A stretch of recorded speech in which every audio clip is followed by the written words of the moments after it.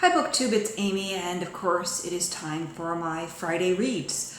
So I've only got 2 books to talk about this week in terms of what I've been reading, but I have read a little bit of Proust this past week, and you might have seen earlier this week on Monday or Tuesday I posted a video about finishing Sodom and Gomorrah, the 4th volume in Proust's massive novel In Search of Lost Time, and I mentioned there that I had started in on The Captive and The Fugitive, and so I think the idea there is that I will do a separate video perhaps later this weekend or early next week to talk about my progress with Proust. I think I'm going to keep the Proust separate because my discussion videos of Proust they definitely contain spoilers, so to speak, plus I know that not everyone is interested in hearing me dive into the specifics of Proust, so that'll be separate. But earlier this week I read and I loved a novel called Brighton Rock by Graham Greene, and this is from 1938, I believe. 1938.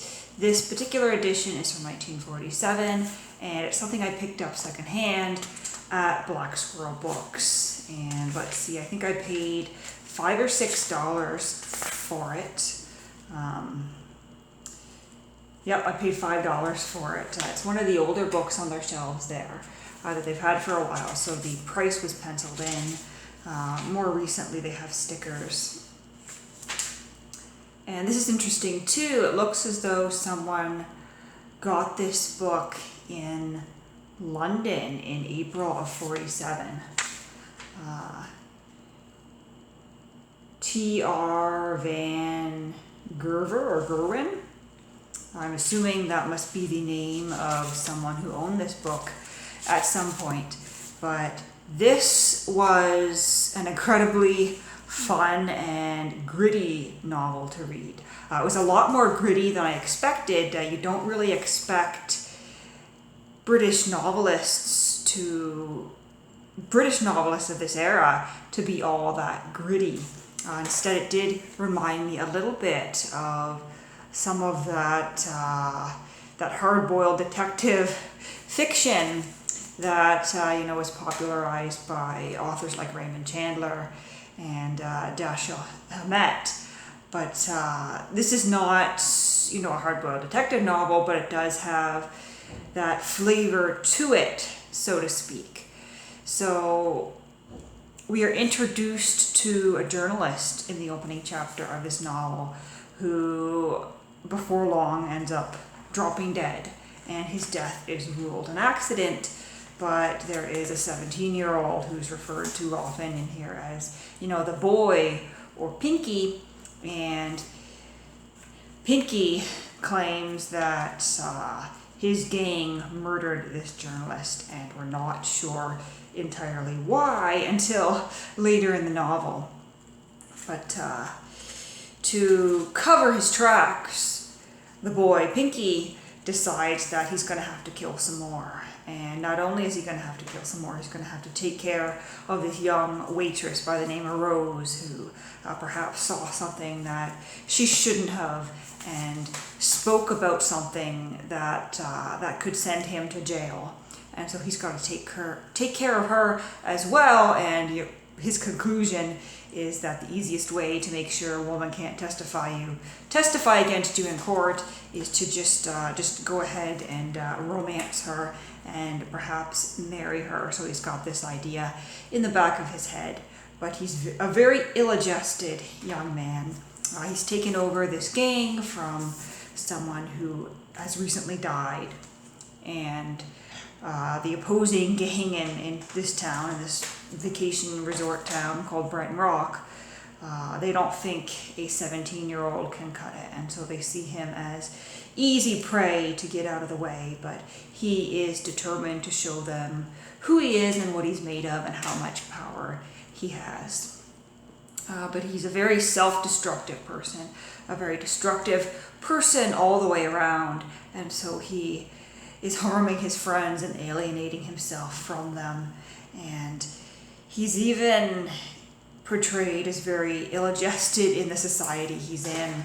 He doesn't like to drink. He says he never drinks. He has never been with a woman. In fact, he finds romance of any kind with anyone repulsive. He finds not only romantic relationships repulsive, but even friendships seem to be repulsive to him. And we end up feeling great sympathy for this young woman named Rose, who falls head over heels in love with him. But while all this is going on, we have Ida, who is a local prostitute, a local hooker, who is determined to get to the bottom of a little bit of a mystery that's cropped up. And so she is snooping around and asking questions, and her snooping leads Pinky to do some things that he perhaps wouldn't have been driven to do otherwise. Very enjoyable novel. Definitely an author I'm going to be reading more of. So I read that. And then I finally dug into, the last couple of days, I dug into The Secret Lives of Somerset Maugham by Selena Hastings, that I think I've talked about in more than one Friday Reads about intending to start. And I finally did. I'm 190 pages in, and I'm really enjoying it so far. The writing style here, it's easy to fall into. It reads well. It's not boring, as some biographies that are poorly written end up being. So we start off at his birth, of course, and the author only allots a small number of pages to his childhood, which is all right, because that's not really what we're interested in. We're interested in, when we come to this book, in his career as a writer, as a playwright, as a novelist. And I get the impression that much of what crops up here is drawn from Somerset Maugham's works. In fact, there's some incidents that are talked about here that I'm like, well, I read that in an essay written by Somerset Maugham last week. So that's where that information comes from. But of course, there are new facts. It's interesting to hear the author talk about how real life influenced his works. He in fact went to medical school, which I guess was where the inspiration for his very first novel, Lisa of Lambeth, came from, when he was practicing as, a student and as a midwife type, not a midwife, he wasn't a midwife, but he was assisting the midwives and assisting in births. A lot of what he experienced there in the slums and the impoverished parts of London, he took and transferred into fiction. There's one scene that I got to on my lunch break today. I'm just going to flip through and find it. I know I underlined it because I thought it was quite funny. So he had a play come out. He had great success as a playwright. It took him 10 years of publishing before he really made it, but he had great success as a playwright. And a play comes out called The Land of Promise, and it takes place in Western Canada. It's a sort of retelling of The Taming of the Shrew, and it goes off rather well in production in the United States, although some people do find it a little bit boring. Who wants to read about Canadian farmers? It's not exciting enough for some people, but it does well enough that they've decided to do a Canadian tour of this play. But unfortunately, it hasn't really gone off well in Canada. Canadian reviewers have heard about this play, and they're a little bit annoyed, they're a little bit upset because of the portrayal of Canadians in it. So there you have it, Canadians getting offended, even way back 100 years ago. So this is what the author of this biography says. In the States, the notices were generally good, although there was a certain amount of umbrage taken north of the border. The play gives an altogether incorrect consumption of the conditions in Western Canada, complained the Edmonton Journal, while the Daily Bulletin protested that no Canadian man would dream of ordering his wife about. If there is one thing Canadian men do well, it is the way they treat their wives. By March the following year, indignation had reached such a pitch that the planned tour of Canada had to be cancelled.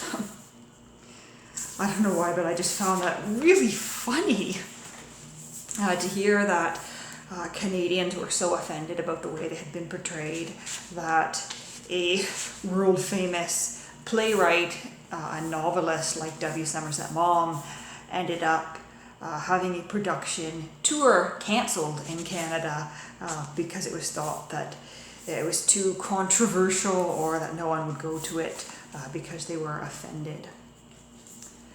But overall, a really fun biography to read. I'm learning a lot of things about Somerset Maugham, who, as you might have noticed on my channel, I've come to love in the last 2 months or so. And I'm just at the point now where his somewhat peaceful existence has been shattered by the outbreak of war on the 4th of August, which incidentally is, I'm thinking it's the 4th of August. At the beginning of August anyway. And I was going to say, incidentally, the 4th of August is my birthday. But greatly enjoying this. As soon as I finish filming this Friday Reads here, I'm definitely going to settle down in bed, most likely, and continue to read on with this. The next chapter here is called Codename Somerville, which I'm assuming is going to talk about his work during that First World War, because he has in fact joined the Red Cross, and I think he does a little bit more than draw on his medical background in his war service. I believe he served not only in the First World War but also in the Second World War later on. So I'll get to that soon. Enjoying that. So I'm going to, of course, finish reading this coming weekend and week, read some more Proust, and then I have a buddy read that's starting on Friday. Taking 3 days with Sean the Book Maniac to read a novel by Anita Bruckner called Hotel du Lac. I had read an Anita Bruckner novel back in late May, early June, and Sean said to me, "Do you want to, buddy, read this novel, Hotel du Lac?" And I've got it on my Kindle here. Decided to go the Kindle route, trying to cut down on the physical books, which is I'm not having much success with that at the moment, because right after this I'm going to show you the book I bought today. But so we're going to read Hotel du Lac, which is a short novel that was published in 1984, I believe, and it's about a romance novelist on the shores of Lake Geneva, I guess. That's about all I know. I don't really want to dig too much further into reading about the plot, because I do like to go into books a little bit unaware and surprised, so to speak. But that should be a good one. And finally, I want to show you the book that I picked up today. So I met a friend of mine for ice cream at Thimblecakes Bakery on Bank Street here in Ottawa, and afterwards we wandered down to the Book Bazaar, which is one of my favorite used bookshops here in Ottawa. And I was browsing and I decided to pick up this vintage novel from the 1940s. It's not filming very well because it does have one of those plastic dust jacket protectors that I think I will keep on. But, oh, that's interesting. I'm just seeing a stamp on the inside. Price in Canada, $3. So it would have sold for $3 originally. And I'm just noticing here that, so the bookseller always writes the price in pencil on the front page. And he puts a date inside the book to indicate when it arrived in his shop. And this one, unless it's been sitting there for over a year, It was only placed on the shelf yesterday on the 17th. So this is The Amazing Summer by Philip Gibbs, and it was published in 1941 by Doubleday, Duran and Company Incorporated. First edition, not that that really matters, because I kind of doubt this is something that was reprinted many times. There may have been, a paperback edition at some point. But we've got this great vintage cover here. You can see there is a plane going down. And I'll just read you the flap here.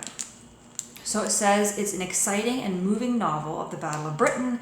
This is the best book Philip Gibbs has done in recent years. It is full of action, and Gibbs is a past master at handling action. Although the background is the Blitzkrieg against England, the salient note of this book is one of hope. Here are action, excitement, all of the deft and vivid reporting of the great events in terms of ordinary people, which has given Philip Gibbs his great reputation. It is the story of Guy Morton, Flight Lieutenant RAF, who comes to Earth in a field in France behind the German lines, and of the amazing summer during which the Goring sent wave after wave of bombers against the island of England, only to have them thrown back by the men of the Royal Air Force. This is an inspiring novel, and one which echoes a hopeful refrain for all who believe that England's death will sound the death knell of civilization. Yeah, so this is a wartime novel published in New York, and I always find it interesting to read novels about World War II that were published before the war had ended. So this was in 1941, and readers, they wouldn't have known how things are going to work out. In their minds, there was a real chance that the Germans would take England. And so I just find that aspect interesting, and I'm sure it's going to be an exciting novel. I fully expect to get a little bit of romance in here, as that seems to be a convention of the novels of the time. If you're going to have a thriller novel like this, it's quite likely that you'll get a little bit of romance. It says he's the author of Cities of Refuge, and there was actually another novel by him on the shelf at the bookstore that appeared to have been published after the end of the Second World War. And I was drawn to that one by its beautiful blue cover with the white text, but the plot of this one sounded more interesting to me. The other novel was set during the Second World War, but it was set in Germany, and I think the main characters were German as well, and to me, a Royal Air Force pilot appealed to me more. Plus, this dust jacket is in better condition. This is interesting too, because there's other books by Doubleday, Duran. Important fiction, it says on the back. And we've got Up at the Villa, Portaluca by Bernice Kelly Harris, To Sing with the Angels by Maurice Hindus, never heard of her, or him, I'm not sure. Does anyone know who Maurice Hindus is? Christopher Strange by Ruth Eleanor McKee, The Venables by Kathleen Norris, The Blind Man's House by Hugh Wapole. Authors of the era that I guess I'm not too familiar with, apart from Mom, of course. So I'm not sure if I'll read this one immediately, but it's something I'll have on my shelf, just to have to read when I so desire. Because as I said, I'm definitely going to finish the W. Somerset Maugham biography, read some more Proust, and read Hotel de Lac for the buddy read over the next few days. So let me know what you are reading this coming weekend, what you read this past week. Let me know if you bought any fantastic vintage books lately. I'd love to hear about your vintage books.